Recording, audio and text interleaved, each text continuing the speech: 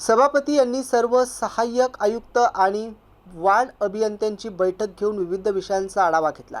या बैठकीदरम्यान जन्म, मृत्यू आणि विवाह नोंदणी प्रमाणपत्राबाबत माहिती घेताना त्यांनी स्पष्ट निर्देश दिले की कागदपत्राची पडताळणी पूर्ण झाल्यानंतर शक्यतो 2 दिवसात किंवा जास्तीत जास्त 7 दिवसाच्या आत प्रमाणपत्र संबंधितांना उपलब्ध करून द्यावे, अशा सूचना स्थायी समिती सभापती अनिल मखरिये यांनी दिल्या।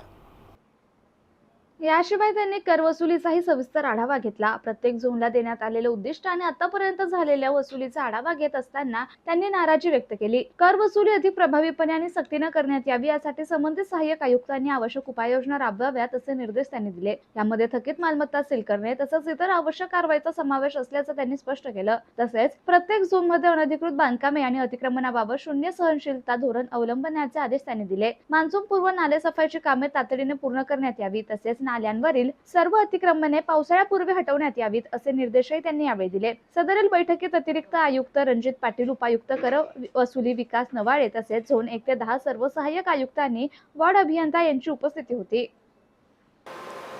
तर सर्वांना एक सूचना महत्त्वाची की जन्म मृत्यूच्या संदर्भात परवाच्या स्थायी समितीच्या सभेमध्ये काही सन्मान्य सदस्यांनी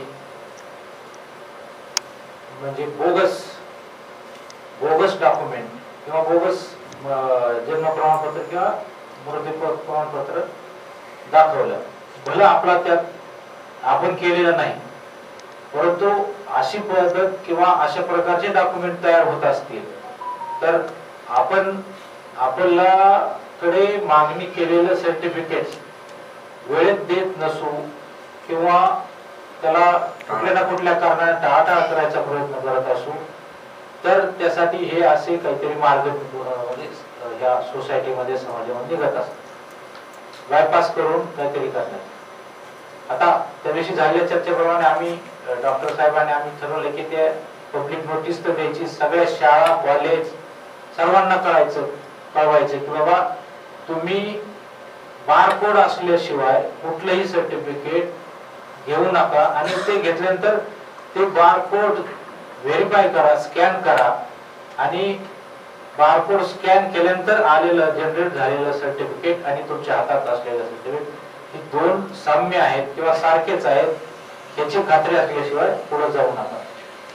परंतु आपल्या आताच सभापती साहेबांनी सांगितल्याप्रमाणे विलंब नको, आपल्याला 10 दिवस काहीतरी जन्म मृत्यू प्रमाणपत्र द्यायला आहे।